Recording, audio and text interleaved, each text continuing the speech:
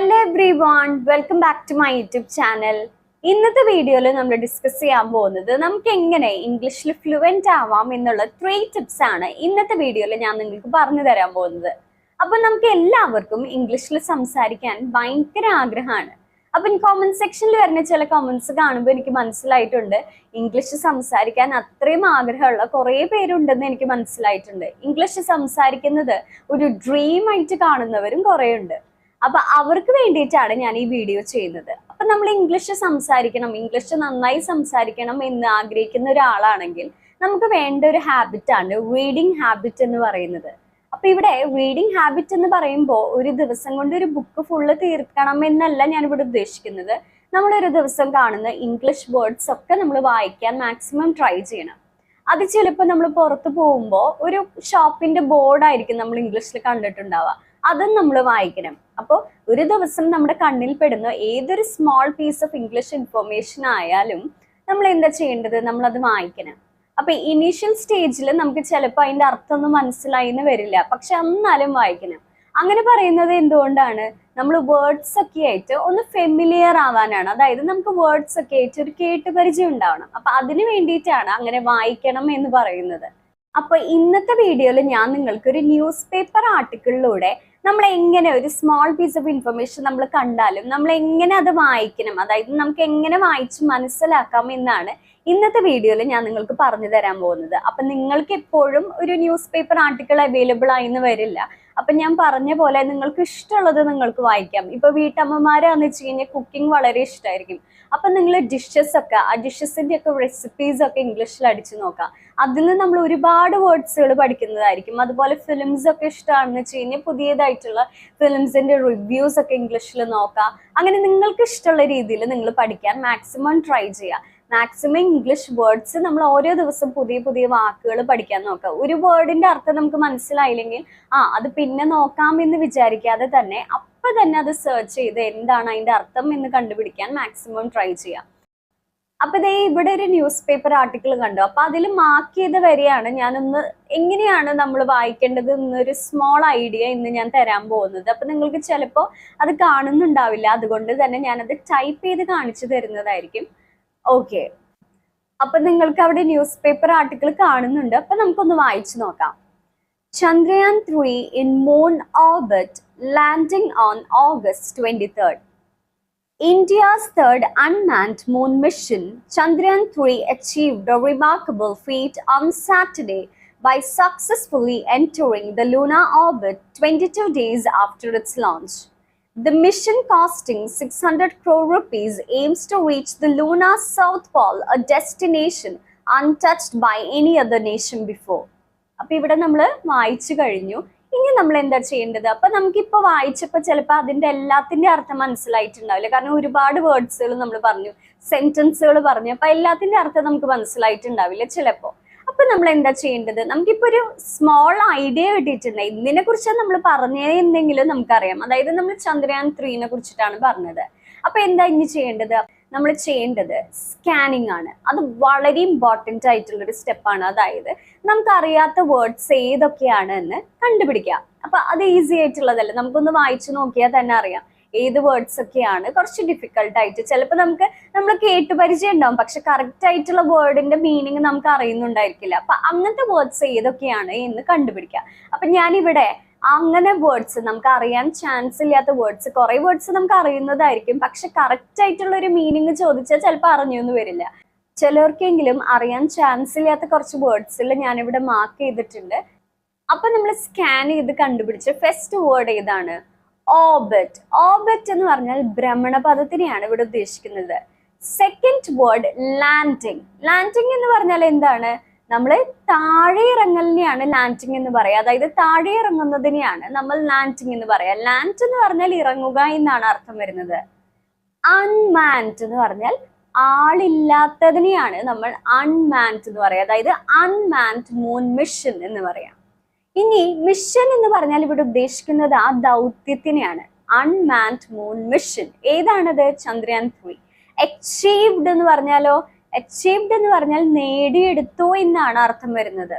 Remarkable feet എന്ന് പറഞ്ഞാലോ, remarkable എന്ന് പറഞ്ഞാൽ ശ്രദ്ധേയമായതിനെയാണ് നമ്മൾ റിമാർക്കബിൾ എന്ന് പറയാം. അപ്പൊ ഇവിടെ റിമാർക്കബിൾ ഫീറ്റ് എന്ന് പറഞ്ഞാൽ ശ്രദ്ധേയമായ നേട്ടം എന്ന് പറയാനാണ് ഇവിടെ റിമാർക്കബിൾ ഫീറ്റ് എന്ന് പറയുന്നത്. സക്സസ്ഫുള്ളി എന്ന് പറഞ്ഞാലോ, സക്സസ് എന്ന് പറഞ്ഞാൽ വിജയം. അപ്പൊ സക്സസ്ഫുള്ളി എന്ന് പറഞ്ഞാൽ വിജയകരമായി, എൻട്രിങ് എന്ന് പറഞ്ഞാൽ പ്രവേശിക്കുന്നു എന്നാണ് അർത്ഥം വരുന്നത്. ലോഞ്ച് എന്ന് പറഞ്ഞാൽ വിക്ഷേപണാണ്.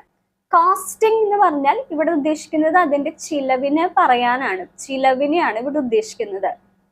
ഇനി റീച്ച് എന്ന് പറഞ്ഞാൽ എത്തുക എന്നാണ് അർത്ഥം വരുന്നത്. റീച്ച്, എത്തുക.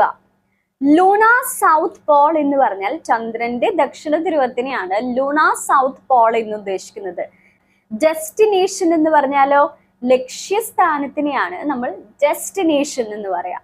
അൺടച്ച്ഡ് എന്ന് പറഞ്ഞാൽ ആരും എത്തിച്ചേരാത്തതിനെയാണ് ഇവിടെ നമ്മൾ, അതായത് ആർക്കും എത്തിച്ചേരാൻ പറ്റാത്തൊരു സ്ഥലത്തിനെയാണ് ഇവിടെ അൺടച്ച്ഡ് എന്ന് ഇവിടെ ഉദ്ദേശിക്കുന്നത്. നേഷൻ എന്ന് പറഞ്ഞാൽ രാഷ്ട്രം. അപ്പൊ ഇവിടെ നമ്മൾ കണ്ടോ, നമ്മളിപ്പോ കുറേ വേർഡ്സുകൾ, നമ്മളിപ്പോ ചെറിയ 2 പാരഗ്രാഫാണ് വായിച്ചത്, പക്ഷെ നമ്മൾ കുറേ വേർഡ്സുകൾ മനസ്സിലാക്കി. അപ്പൊ ഇതുപോലെ നിങ്ങൾ എന്താണ് വായിക്കുന്നത്, നിങ്ങൾക്ക് അറിയാത്ത വേർഡ്സിന്റെ മീനിങ്സ് കണ്ടുപിടിക്കണം എന്നാണ് ആദ്യം നിങ്ങൾ ചെയ്യേണ്ട കാര്യം. അപ്പോൾ നമുക്ക് മീനിങ്സ് കണ്ടുപിടിക്കാൻ ഒന്നില്ലെങ്കിൽ നമുക്ക് ഗൂഗിൾ നോക്കാം, അല്ലെങ്കിൽ ഡിക്ഷണറി നോക്കാം, അല്ലെങ്കിൽ അറിയുന്ന ആരോടെങ്കിലും ചോദിക്കാം. അപ്പോൾ എല്ലാവരും അങ്ങനെ അറിയാത്ത വേർഡ്സിന്റെ മീനിങ്സ് നിങ്ങൾക്ക് അറിയും എന്ന് ഉറപ്പ് വരുത്തുക ആദ്യം. ഇതാണ് ഫസ്റ്റ് സ്റ്റെപ്പ്. അപ്പൊ നമ്മൾ ഫസ്റ്റ് സ്റ്റെപ്പ് കംപ്ലീറ്റ് ചെയ്തേക്കാണ്. ഇനി നമ്മൾ ചെയ്യേണ്ടത് നമ്മുടെ സെക്കൻഡ് സ്റ്റെപ്പ് ആണ്. എന്താണ് ആ സെക്കൻഡ് സ്റ്റെപ്പ്? സെക്കൻഡ് സ്റ്റെപ്പ് എന്ന് പറയുന്നത് നമ്മൾ കോൺസെൻട്രേറ്റ് ചെയ്യുന്നത് പ്രൊനൗൺസിയേഷനിലാണ്, അതായത് ഉച്ചാരണത്തിൽ. അപ്പൊ നമ്മളിപ്പോ സെലക്ട് ചെയ്ത വേർഡ്സ്, അതായത് നമ്മൾ ചൂസ് ചെയ്ത വേർഡ്സുകളുടെ പ്രൊനൗൺസിയേഷൻ നന്നായി ശ്രദ്ധിക്കണം. ഇപ്പൊ ആദ്യത്തെ വേർഡ് എന്ന് പറയുന്നത് ഓർബിറ്റ്. അപ്പൊ ഇവിടെ ഞാൻ എഴുതിയേക്കുന്നത് കണ്ടോ, ആ ഫസ്റ്റ് പാർട്ടിലാണ് സ്ട്രെസ് കൂടുതൽ നമ്മൾ കൊടുക്കേണ്ടത്. അപ്പൊ നമ്മൾ അത് ശ്രദ്ധിക്കണം. Orbit, orbit. അപ്പൊ അവിടെയാണ് OAW, ആ ഭാഗത്താണ് നമ്മൾ കൂടുതൽ സ്ട്രെസ് കൊടുക്കേണ്ടത്. അപ്പൊ ഇങ്ങനെ പറയാ ഓർബിറ്റ്. അപ്പൊ നിങ്ങൾ എന്റെ കൂടെ പറയാൻ ശ്രമിക്കുക ബാക്കിയുള്ള വാക്കുകളും. Next word landing, landing. കണ്ടോ, ലാൻഡിങ്. അങ്ങനെയാണ് നമ്മൾ പറയേണ്ടത്. unmanned, unmanned. ഒന്ന് പറഞ്ഞു നോക്കിയേ, unmanned. mission, mission. achieved, achieved, achieved. remarkable, remarkable. successfully, successfully. entering, entering, entering, entering. launch, launch. casting, casting. aims, aims. reach, reach. luna, luna. അവിടെ 6 silent ആണ്, കണ്ടോ. Luna, south Paul, Luna, south Paul. Destination, destination. untouched, untouched. nation, nation, nation. മനസ്സിലായില്ലേ? അപ്പൊ ഇതുപോലെ നിങ്ങൾ പറഞ്ഞു നോക്കാം. ഓരോ വേർഡ്സിനും പ്രൊനൗൺസിയേഷൻ നിങ്ങൾ ഇങ്ങനെ പറഞ്ഞു നോക്കാം. അപ്പൊ നമ്മൾ ഫസ്റ്റ് 2 സ്റ്റെപ്സ് കംപ്ലീറ്റ് ചെയ്തേക്കാണ്. തേർഡ് സ്റ്റെപ്പ് എന്ന് പറയുന്നത് ഫാസ്റ്റ് റീഡിംഗ് ആണ്. നമ്മൾ എന്താണ് വായിക്കുന്നത് അത് മാക്സിമം ഫാസ്റ്റ് ആയിട്ട്, മാക്സിമം സ്പീഡിൽ വായിക്കാൻ നോക്കാം. അപ്പൊ അങ്ങനെ ചെയ്യാൻ പറയുന്നത് എന്തുകൊണ്ടാണ്? നമ്മൾ ആദ്യം പറഞ്ഞില്ലേ, നമ്മൾ വേർഡ്സ് ആയിട്ട് ഫെമിലിയർ ആവണമെന്ന്. അപ്പൊ അതിന് വേണ്ടിയിട്ടാണ് നമ്മൾ ഫാസ്റ്റ് റീഡിങ് ചെയ്യേണ്ടത്. അപ്പോൾ ആദ്യം നമുക്ക് വായിക്കുമ്പോൾ ചിലപ്പോൾ ഇത്ര ഫാസ്റ്റ് ആയിട്ട് വായിക്കാൻ പറ്റിയെന്ന് വരില്ല, വളരെ സ്ലോ ആയിട്ടായിരിക്കും നിങ്ങൾ വായിക്കുന്നുണ്ടാവുക. പക്ഷേ ആ ഒരു സെയിം പാസേജ് അല്ലെങ്കിൽ സെയിം ഒരു പാരഗ്രാഫ് നിങ്ങൾ 1, 2, 3 അങ്ങനെ പല വട്ടം വായിക്കുമ്പോൾ ഓരോ വട്ടവും നിങ്ങൾക്ക് സ്പീഡ് കൂടുന്നതായിട്ട് നിങ്ങൾക്ക് കാണാൻ സാധിക്കും. അപ്പൊ ഇത് വളരെ ഇമ്പോർട്ടൻ്റ് ആണ്. നിങ്ങൾ ഇംഗ്ലീഷിൽ ഫ്ലുവൻ്റ് ആയിട്ട് സംസാരിക്കണം എന്ന് വിചാരിക്കുന്ന ഒരാളാണെന്ന് വെച്ച് കഴിഞ്ഞാൽ അപ്പൊ നമുക്കിപ്പോ ഇവിടെ നമ്മൾ വായിച്ച ന്യൂസ് പേപ്പർ ആർട്ടിക്കിൾ എങ്ങനെ നമുക്ക് മാക്സിമം സ്പീഡിൽ വായിക്കാം എന്ന് നോക്കാം.